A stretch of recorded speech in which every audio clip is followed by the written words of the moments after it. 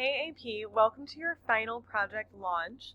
I apologize in this video you might see my terrible cat in the background destroying things. He's very mad that I'm making this video instead of feeding him, but this is more important. So here's what we're going to do. We are going to make a very basic and very boring game, and over the course of this week, you guys are going to come up with a bunch of ideas and add on to make this game your own and to make it more exciting and more interesting. So here's the idea of this game.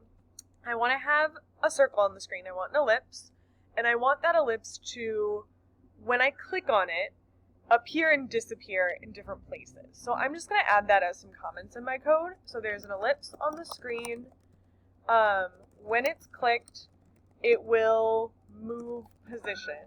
X and Y position will change. So there's a few things that I can already piece out from this comment that I wrote that I'm going to need. So I know that if I want a position to change, I probably need a variable. So I'm going to make a variable for the X position, and I'm going to make a variable for the Y position. And I'm just going to say that at the beginning of the program, let's make our circle really nice and easy. Let's keep it in the center of the screen. So I'm going to put both of those at 200 to start. And then in my draw function, so between these two curly braces, I'm going to draw a circle. And I'm going to use the X and Y position to do that. And I'm going to make the size like 100. I'm just going to hit play and see how that looks. Okay, that looks okay. I think I'm actually going to change the size to 50. So again, you guys should be coding along with me. Please make sure you have your editor window open along with this video. I will pause for a second and just go back over this. I have so far made two variables, one for X position, one for Y position. I have given them both starting values of 200.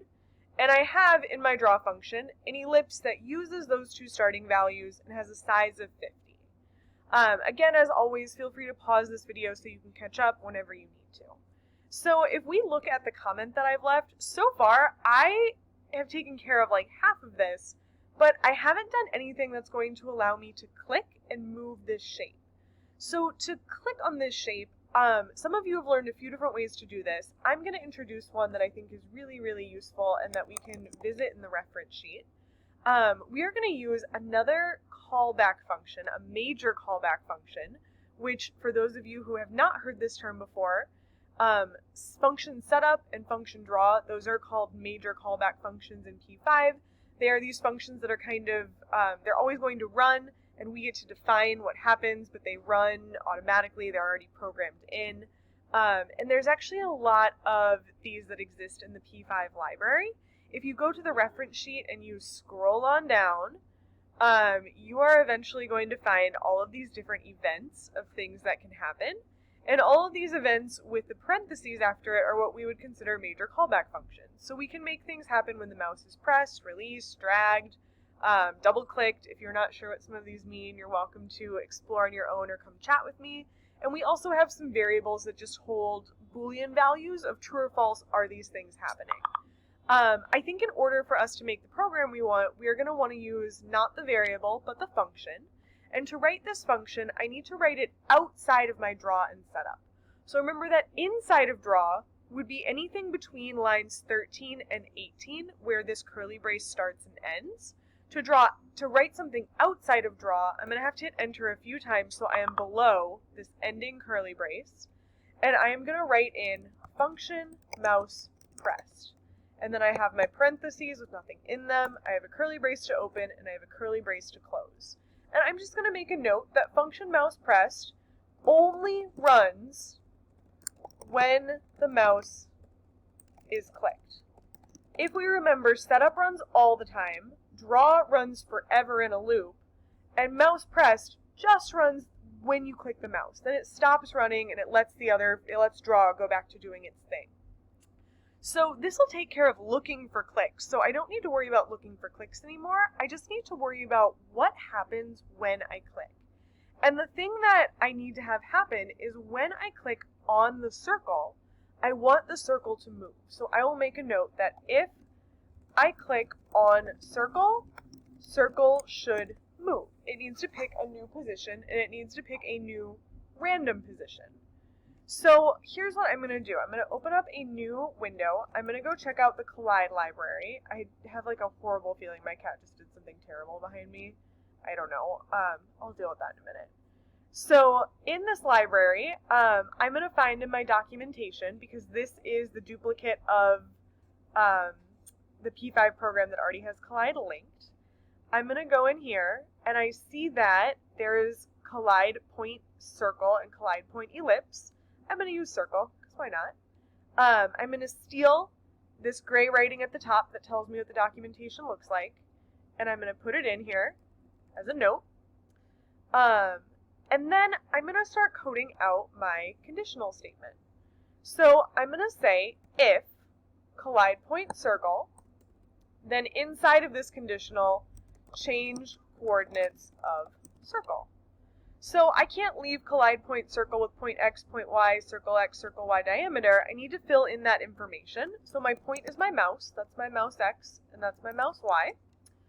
And this stuff is all the information for my circle, which I see right now is x position, y position 50. So I'm going to fill in x position, y position 50. And I'm just going to test and see if this works. I'm going to put a console log in. Remember, console logs do not affect what happens in my canvas. They just affect what happens down here. And I'm just going to console log mouse clicked. And then I'm going to hit play and I'm going to test. And when I click, I should see that I get a notice that says my mouse has been clicked, which is perfect. That's exactly what I want. Now I need to figure out, how do I change the coordinates of my circle? So to change the coordinates, I know that I can type the variable name, and I can set it equal to something new. But here's the problem. I don't want it to just be equal to like 50, because that's even a more boring game than I ever imagined. It's just going to go from 200 to 50. I want it to move to a random position. So I'm going to use the random function that's built into P5, and I'm going to say that I want it to move to a random place anywhere on my canvas. So I'm going to say it should move to a new random place in the whole width of the canvas.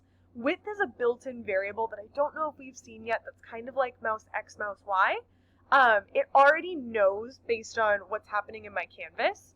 So right now width is 400, but if I were to make this bigger, it would know and it would adjust accordingly.